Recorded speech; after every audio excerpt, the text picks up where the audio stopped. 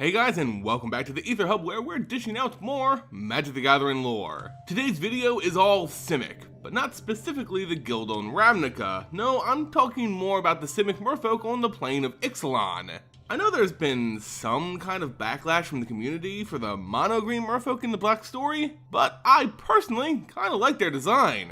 They're basically naturalistic shaman who are blessed by both the river systems and the jungles of Ixalan. But while that's a super interesting topic in and of itself, let's just examine in this video two prominent shamans, or shapers as they're known, of the River Heralds on Ixalan. One of the first River Heralds we meet in Ixalan's lore is a shaper known as Kopala. This merfolk goes into more detail about her people and their purpose on the plane, explaining that shapers are chosen by the rivers themselves, and once chosen, the shaper takes that river's name and leads their tribe. All tribes work in service to Ixalan, the natural world that has blessed them with the ability to conjure storms, manipulate plant life, and be amphibian people basically? Oh, and they can summon elementals. A nice nod to the non-existent Nissa in this block. Anyway, all the shapers of the 9 rivers on Ixalan still follow the greatest of these, Tishana, Voice of Thunder, an old and wizened elder who has gone on to mentor basically every other shaper of the River Heralds. She's strong, yet kind, fiercely loyal to her people and their purpose. That purpose being the protection of Ixalan and the defense of the Immortal Sun. A long time ago, the River Heralds were charged with preventing the Immortal Sun's use, something that previously devastated Ixalan well in the past. They couldn't use it or be tempted to use it themselves, for its power was too great, so the elders locked it away in the golden city of Urazka and pretty much forgot about it. No, literally, they don't know where they hid it. Don't you just hate it when that happens? You're going about your day, and you just forget, where did I put that giant golden city with the powerful artifact in it, right? Kopala is just one student of Tishana, the youngest and least experienced of the River Heralds, having just been chosen by the Kopala River to lead its people. Inexperience, however, could no longer be an excuse. Ixalan was entering a dangerous time. The Immortal Sun was in jeopardy of being discovered by one of the 3 other civilizations, the vampiric Legion of Dusk, the dinosaur-riding Sun Empire, and the swashbuckling Brazen Coalition. Any of them getting their hands on the Immortal Sun would certainly spell doom for Ixalan, and the Shapers had to ensure no one would use this device. No one. Tales had made their way back to the elderly shaper Tishana. The vampires had a blood-crazed mystic priest guiding them through the thick forest. The Sun Empire had a young, soon-to-be warrior poet seeing visions of a golden city. And the Brazen Coalition was now led by strange-looking people, almost otherworldly, sporting a compass thought to lead them directly to Urazka. The River Heralds in this situation were at a huge disadvantage. Their enemies were landing and exploring their shores in great numbers. They couldn't stand to defeat them all. Not only that, but these outsiders seemed to have better ways of finding the Golden City than they did, though they did know its basic general location. It appeared like everyone was heading to the Golden City, and everything centered around this strange, magical compass in the possession of the Brazen Coalition.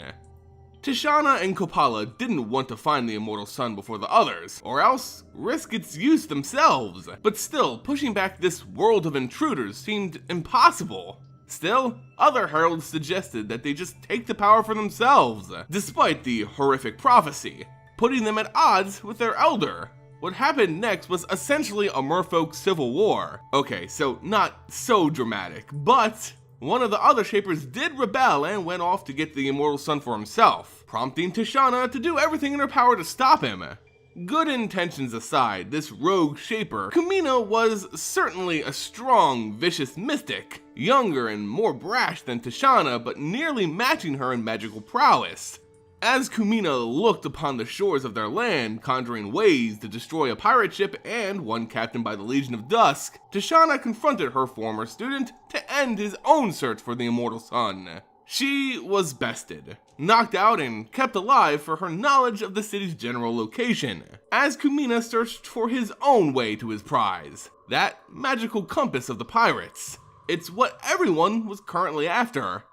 Tishana is approached, half groggy, by the next in line warrior poet of the Sun Empire, the strong Huatli. Huatli understood the River Heralds to be one of their longest and most hated enemies, but her visions needed answers, and her journey needed a guide.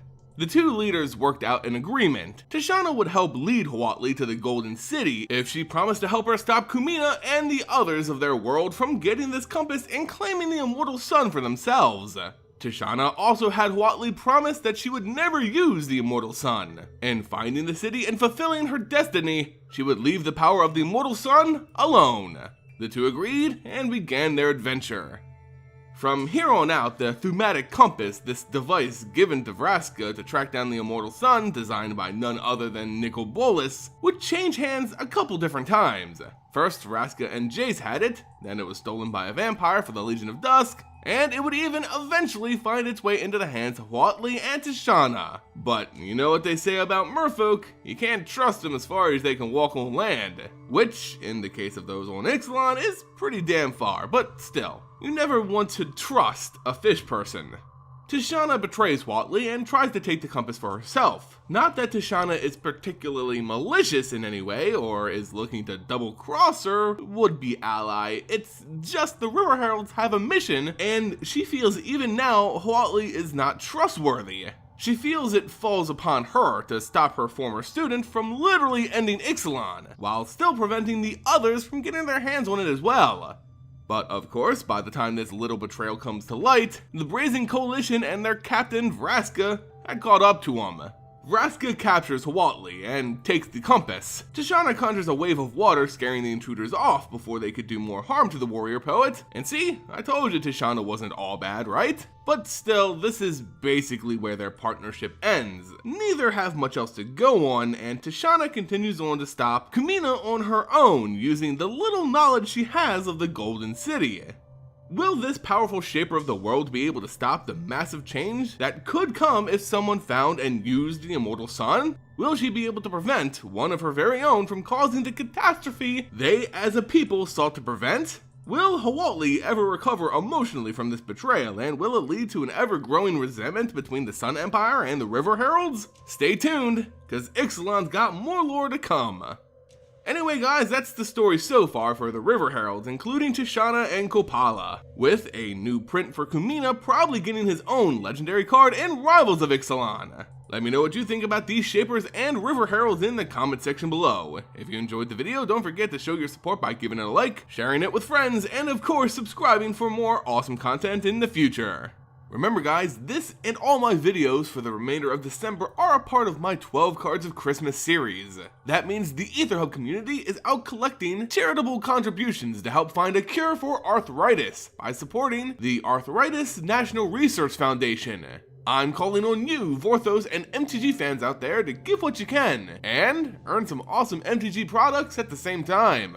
That's right, I've partnered with ABU Games to offer everyone who donates to this cause a chance at winning booster packs, singles from my personal collection, MTG accessories, and even an entire box of Iconic Masters and Unstable. If you want to know more about what you can win by giving this holiday season, please visit our GoFundMe page linked in the description below. All donations provided go directly to the Arthritis National Research Foundation. We're trying to hit our goal of 5,000 donated in just December, so get the word out for this awesome cause. Can't support the charity financially? That's okay. Also linked below is our social media Gleam campaign. Spread the word of this charity drive and you'll be entered to win just as much awesome MTG swag. And as a bonus, all those who like, share, and comment on this video will also be entered in its own self-contained giveaway. I'm basically giving away everything I stockpiled over the past year, so take advantage of it. Donate to a great cause, spread the word, and take my stuff. As always guys, and especially for this time of year, I just want to say thank you for being an amazing community. The Aether Hub community is, without a doubt, one of the best out there on YouTube. Keep on being amazing. Thank you all for watching, and with much love this holiday season, I'm Simon, and I'll see you next time.